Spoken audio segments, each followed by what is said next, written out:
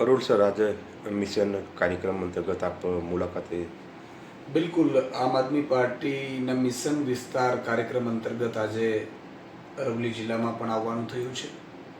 અહીંયા પણ તાલુકા જિલ્લાના પ્રદેશના પદાધિકારીઓ સાથે મિટિંગ યોજી છે. આગામી ચૂંટણીઓ જે નગરપાલિકાની આવી રહી છે એ નગરપાલિકામાં કઈ રીતે લોક પ્રશ્નો ઉઠાવવા, લોકોની વચ્ચે કઈ રીતે જવું, એ સહિતના કાર્યક્રમો અને સંગઠન અંતર્ગત રણનીતિ અંગે ચર્ચા કરવામાં આવી છે. સાથે સાથે મિશન વિસ્તાર જે કાર્યક્રમ છે એ અમે અહીંયા જિલ્લામાં આવ્યા છીએ.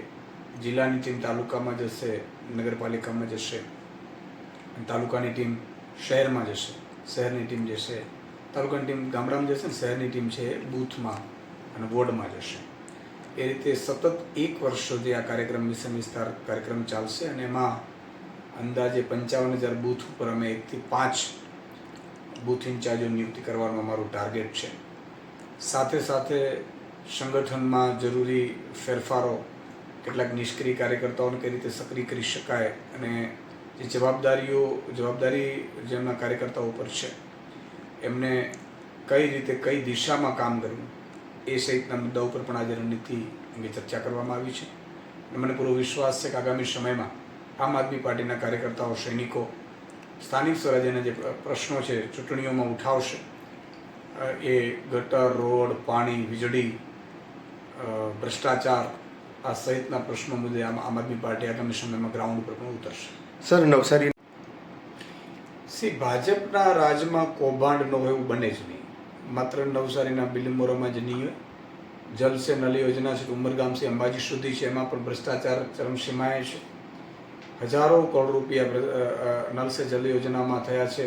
મને તો આશ્ચર્ય છે કે તલાટીઓએ બધે ઘરોઘર નળથી જળ પહોંચી ગયું છે એવા દાખલાઓ આપી દીધા, સર્ટિફિકેટો આપી દીધી, જ્યારે ગામડાઓમાં એક નળ લાગ્યું નથી એવા ઘણા પણ ગામડાઓ છે.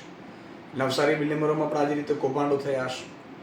અને ભાજપ ન માત્ર શહેરમાં, ગામડું હોય, શિક્ષણ હોય, આરોગ્ય હોય, ભરતી હોય, પેપર લીક કરવા, ખેડૂતોના સહાય યોજનામાં ભ્રષ્ટાચાર હોય, ખાણ ખનીજમાં ચોરી હોય, આ બધી બાજુએ, ચારે બાજુ પ્રજાને લૂંટવાનો, ભ્રષ્ટાચાર કરીને ઘર ભરવાનો ભાજપનો ધંધો છે. જેને આગામી સમયમાં પ્રજા છે એ ભાજપને વિદાય આપશે ગુજરાતમાંથી. જેમ ભગવાન રામની જન્મભૂમિ અયોધ્યામાંથી ભગવાન રામે અને અયોધ્યાવાસીઓએ લાત મારી ભાજપને, એ જ રીતે હવે ગુજરાતમાંથી પણ ભાજપ જવાની થઈ છે.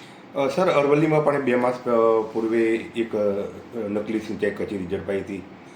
આપને એ વાત ધ્યાન હશે? 2 માસ જેટલો સમય વીતવા આવ્યો છતાં પણ તપાસ હજુ બહાર આવી નથી. સરકારી નકલી કચેરીઓ હોય, નકલી હોસ્પિટલો હોય, નકલી ડૉક્ટરો હોય, નકલી અધિકારીઓ હોય, નકલી IPS IAS અધિકારીઓ હોય, નકલી PMO અધિકારીઓ હોય, આ બધું નકલી વડો છે એ ભાજપના રાજમાં ફૂલે ફાલ્યો છે. તમે જુઓ, સરકારી કચેરીઓ નકલી મળે એટલું નહીં, એમાંથી 30-40 કરોડની ગ્રાન્ટ પણ એ નકલી કચેરીઓ થ્રુ ફાળવવામાં આવે. કેટલી હદે મને લાગે છે કે આ લૂફોલ છે. કેના હાથમાં ગુજરાત છે? મને લાગે છે ભૂપેન્દ્રભાઈ જો ગુજરાત ન સંભાળી શકતા હોય તમને રાજીનામું આપીને છોડી દેવું જોઈએ. કારણ કે ગુજરાત કયા હાથમાં છે?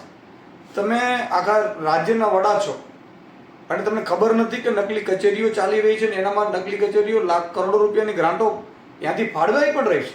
તો અહીંયા અધિકારીઓ નકલી હશે, ને સિક્કા નકલી હશે, એની ફાઇલો નકલી હશે, અને એક નકલી કચેરીને જ પકડાય, ઠેર ઠેર નકલી કચેરીઓ પકડાય છે. એટલે નકલી સ્કૂલો પકડાય છે, નકલી હોસ્પિટલો પકડાય છે. ભાજપના રાજમાં મને લાગે છે હવે ખાલી નકલી મંત્રી ને મુખ્યમંત્રી બાકી રહી ગયા છે. સર, આજે પણ અમે જ્યારે આ મિટિંગો કરી રહ્યા છીએ ત્યારે સ્થાનિક પ્રશ્નો જે નગરપાલિકાઓના છે, સ્થાનિક સ્વરાજ્યની જ્યાં જ્યાં ચૂંટણીઓ આવે છે ત્યાં જે લોક પ્રશ્નો છે અને લોકોને કઈ રીતે મદદ કરી શકે આમ આદમી પાર્ટીના કાર્યકર્તાઓ, એ અંગે મિટિંગો અને બેઠકો કરવાની, એના પ્રશ્નો ઉઠાવવાના, પછી લોકહિત માટે લડવાનું, રસ્તા ઉપર ઉતરવાનું, આ તમામ મુદ્દે કાર્યકર્તાઓને, આગામી જે લડવા માંગે છે ઉમેદવારોને, સંગઠનને સૂચનાઓ આપવામાં આવી છે. અને આમ આદમી પાર્ટી ભ્રષ્ટાચારથી માંડી રોડ, રસ્તા, પાણી, ગટર અને વીજળીની વ્યવસ્થાઓ, સુદૃઢ વ્યવસ્થા અને નગર રાજ જે વ્યવસ્થા બિલ અમે લાવવાના છીએ એ મુદ્દા ઉપર ચૂંટણીઓ લડશે અને મને પૂરો વિશ્વાસ છે કે આમ આદમી પાર્ટીને સારો એવો પ્રતિભાવ મળશે.